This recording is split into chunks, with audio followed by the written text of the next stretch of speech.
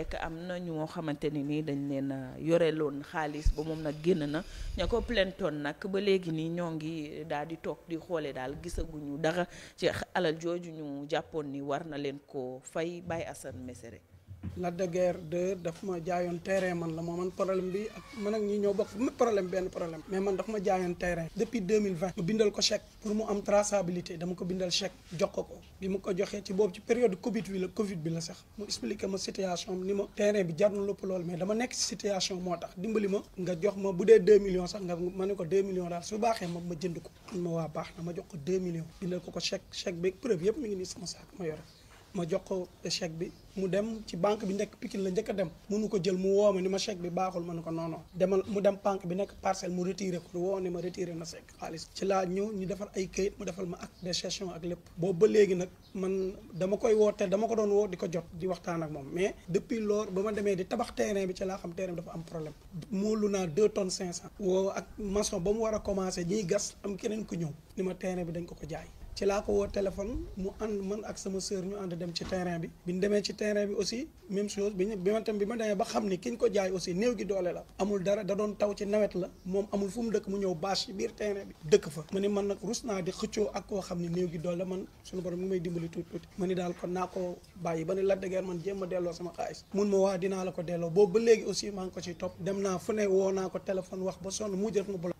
waaw ba léegi dafa ma bloqué boobu ba léegi mënu maa jot sama xaalis noonu la mbir yi dem Aïcha mi ngi noonu Assane dégg nga élément bi nga xamante ne nii rek ñoom ñi nga xam ne nii ñoom la yoreloon xaalis bi ñoom daal dafa mel ni ba léegi nii ñu ngi ci ay jafe-jafe bëgg nañu jot itam seen koppar gi nga xamante ne nii jotoon nañ ko jox kii di Lac de Guiers.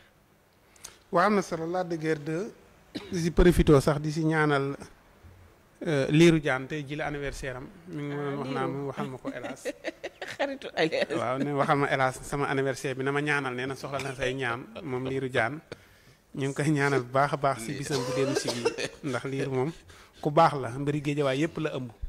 seq ak ñëpp jàmm di xaritu El Hadj Sanjoogu mi wax dëgg yàlla ñëpp dañ koy tooñe hélas. waaw sama waay la. waaw ñaanal ko bisam mu dellu sama grand la sama waay la. sa danaa mag.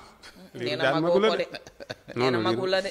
na la ko mën a mag. Lirou daal sama grand la sama waay waaw ñu ngi koy nuyu baax grand Lirou bu baax a baax. di ko ñaanal jàmm. amiin amiin. moom xam na ma xam temps yi nekkee booy mu ñu daan romb di entraîné ji. Alaaji moom ñu naan grand Lirou mooy mbëru koñ bi. loolu moom xam na ko loolu xam na ci lu leer.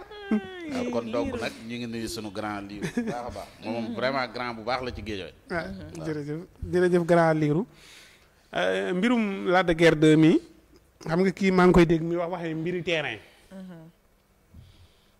Lac de Guiers 2 yàlla dogal na mu am problème ak ay nit mu doon problème mu xaalis ñu yóbbu ko si yoon biñ ko yóbbu si yoon ba léegi depuis ñu ko arrêté ñu ngi doon dégg ñu ne am na ñu ko doon yëkkati xaalis pour jox ko mu fay am na ñu ko doon jox ay avance mu fay pour mu bañ a jàll xaalis yooyu di tege ba mujj mu jàll.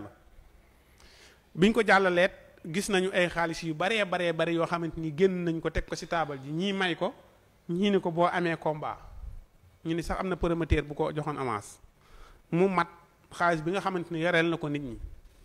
biñ ko joxee lee mu tegu ci taabal ji procureur bi bàyyi néggandiku jël xaalis ba téye pour ñu war ko jox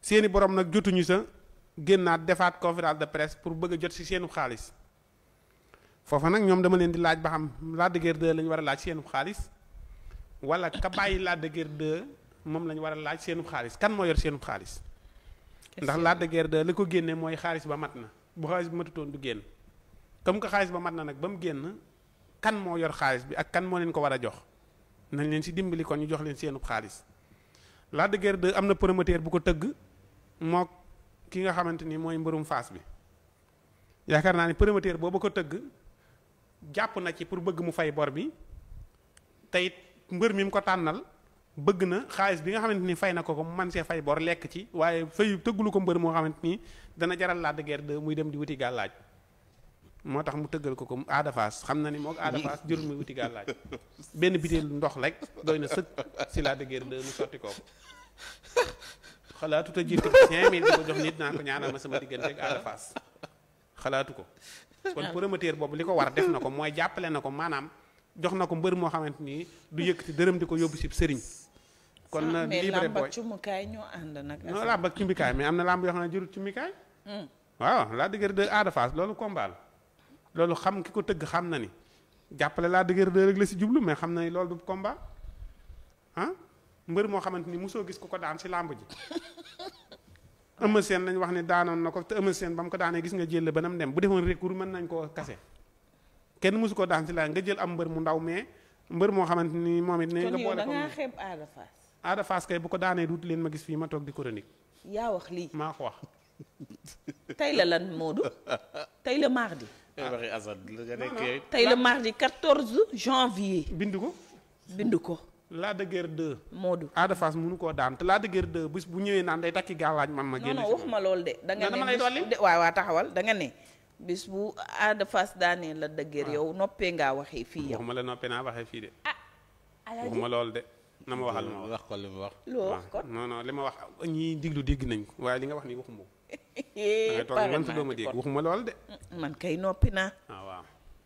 joxal comme hélas waxoo loolu. waxuma lool de waxuma lool de. alaaji waaw. Lac de génn na waaye ña ko plaintoon moom ñoom ñi ngi kaas ba léegi.